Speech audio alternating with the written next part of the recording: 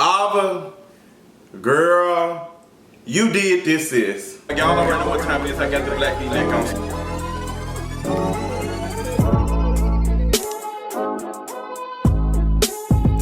When They See Us, directed by Ava DuVernay. When I tell you all that I did not expect to watch all 4 episodes in one setting, I really had no choice but to do it. So When They See Us is about the Central Park 5, or what Ava is calling the exonerated 5, because these 5 boys, because they were children at the time, were forced to cooperate and give testimony that was not true to make up this story that they had something to do with this white woman's rape. So this situation happened in the 80s, and you all remember Donald Trump had a lot to do with, campaigning for them to be locked up and, for them to be given a death sentence and all of that. I will say this, when I was in high school, I went to high school in Memphis, Tennessee. I was not told much about all of these injustices that were, done to black and brown folks. And I did not know much about the Central Park 5. I knew nothing about that until probably a couple years ago. I think, in passing, in conversations and stuff, but not to this. And I really appreciate Ava taking the time to tell this story. Now, I would say this, because girl, I'm gonna be all over the place, because I feel like I'm preaching. There's a lot of talk about this quote-unquote trauma porn, and that so many black stories always have this trauma and this triggering, and a lot of us don't want to watch it. I would say this was not one of those. I say that it was traumatizing, because I'm thinking to myself, as these 5 young boys are going to jail and had to lie, tell a story to make them go to jail, and were sentenced for years. Like, I can't imagine, the psychological effects it would have on me to go to jail for a crime I did not commit, and to be treated, put incarcerated around folks who probably did, do some things. And people who are going to look at me like they need to take their own justice in their own hands. So I can only imagine it, but as far as trauma porn, it was not. Ava didn't do what we normally see when white directors and white writers do. They didn't over-sensualize all of that. She told these stories, but she did not give us too much raw unless it was absolutely necessary. And I appreciate that. I learned a lot of information. I went back and researched and tried to make sure that I understood what was being told and was the story accurate. Ava did her research. Sis did her research. Shout out to the team. If you've not seen this, I highly encourage you to see it. Now, I do not know all of the 5 boys' names off the top of my head. I'm not even going to try to pretend like I do, but I felt their stories, and that is enough. I was very taken aback by the scene that we saw where one of them was in, it seemed like they was in a classroom. They were sitting in a desk, and they were trying to say, that's not what happened. They were trying to tell them, and they kept getting pressured over and over and over again that you did. And this is the boy who literally just made it there because he was trying to wait on his friend to get out after being questioned by the police. These police officers were out here looking to not necessarily solve a crime, but to put somebody up on the stand to be held accountable for a white woman's rape. And y'all affected 5 black boys. And let me tell you something. We want to say that this was 30 years ago, it was so many years ago, that stuff like that does not happen. Shit. Stuff like that is still going on today, and it's kind of messing with my mind a little bit, because I've never considered myself as an abolitionist when it comes to eradicating the police department, but I do understand so many people who talk about that we don't need a police department and the police department needs to be eradicated. I'm now understanding that politic. I'm really seeing that, because these 5 boys' lives were changed forever. No matter how many millions of dollars they got in a settlement, these boys' lives were affected forever. They will never get their time back. They are forever affected by something that they did not have anything to do with. And they went to jail for years. Lives have been completely changed. I can't imagine following my friend to make sure they're getting out, and then they got out, and now they're questioning me and making it seem like I had something to do with this. And it just shows you how manipulative the system is, how manipulative these white folks who are in these systems, who have this power and stuff to change folks' lives for the worse. These white folks were not out here trying to solve the crime. They were out here trying to put somebody on the stand to be held accountable for a white woman's rape. And that shit is ridiculous. The miniseries was good. I will say if you are interested in watching it, you definitely should watch it. I know everybody cannot watch it in one setting. And some people say I can't watch it right now. I'm just not in the spirit.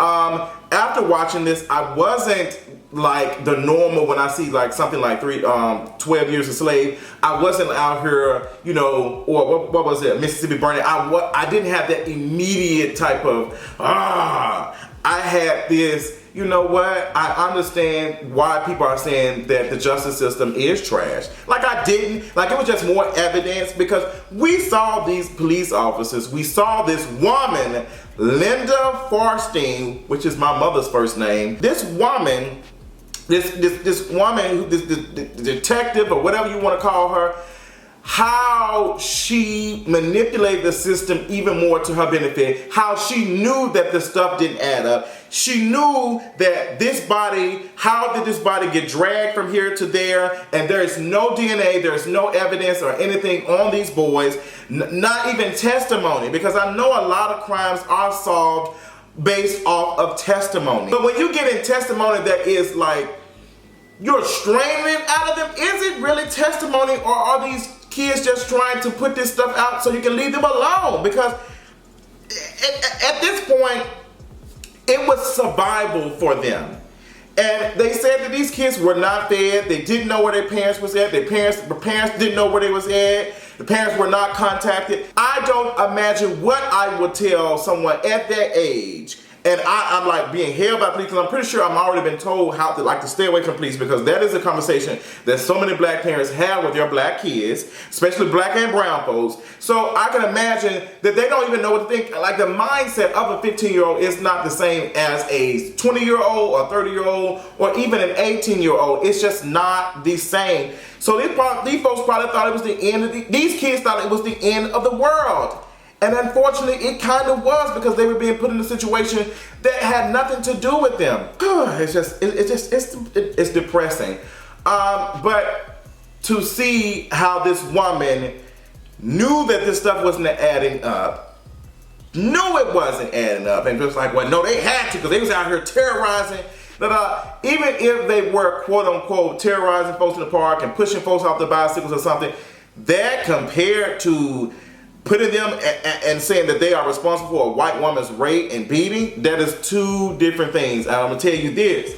It goes to show you how many white people see black folks as in, well, they're sagging their pants, so they must not be good people. Well, they do this and that, they talk crazy, they use the N-word, so they must be bad folks. I'm telling you, this is how they see us. Like, woo, I wasn't even trying to say that. I was not even trying to say that, and then it just came down. Woo, I need to take a moment, because that is how they see us. They saw kids that were out here being quote unquote rowdy, but when they see their white kids out here shooting BB guns and shooting deer and burning up cats and shit, they're quote unquote being kids. And then several years later, they're going in schools and massacring and movie theaters and churches and all that type of stuff. Make it make sense. To Jarrell Jerome, if I'm pronouncing his name correctly, he played in Moonlight. You should be watching it on Netflix as well. And when I tell you Jarrell Jerome played the fuck out of that role. Jarrell Jerome played that role, and I was shook. When he was in prison, I literally, I could not breathe. I felt like I was being suffocated. When he was talking to his mama and he was saying, "Mama, just come see me more, come see me more." That shit tore me up, y'all. That shit tore me up, and I'm getting teary-eyed just thinking about it. Like, That really tore me up. Since you played that role, girl, you played that role. Michael K. Williams, you played that role.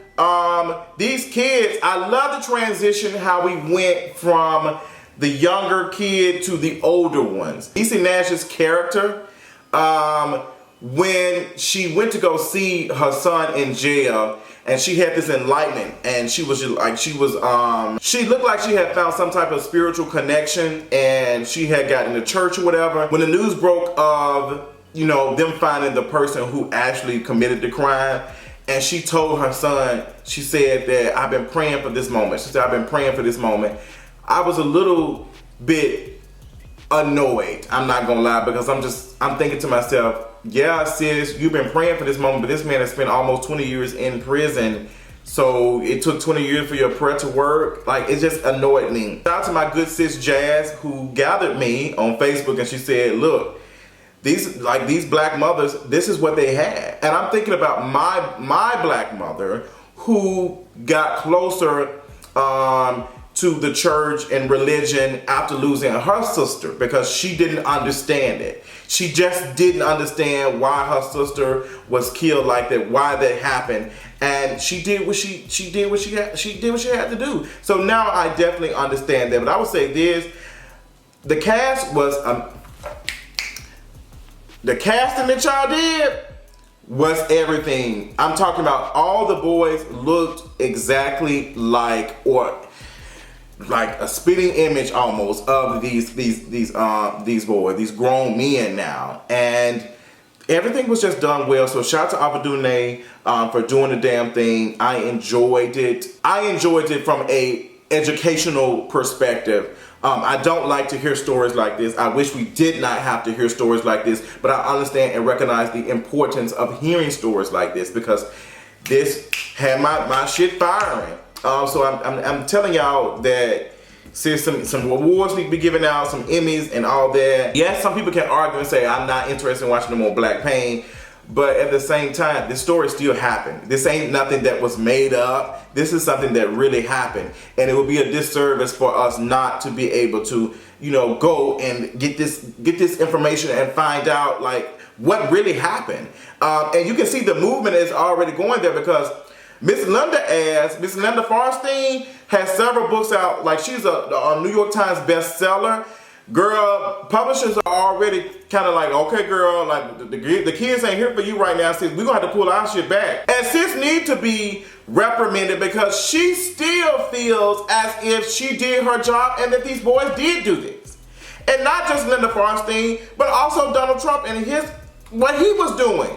But shout out to these activists and these, shout out to these organizers who were organizing the entire time. I love how Ava showed that. How it wasn't necessarily these politicians, it was these organizers, these community organizers who were out here doing the work for years, and said, sis, their stories are real. And there's a lot of our folks like this are dealing with stuff like this. So, excellent. I enjoyed to watch it. We will be talking about it on the next episode of For the Culture Podcast.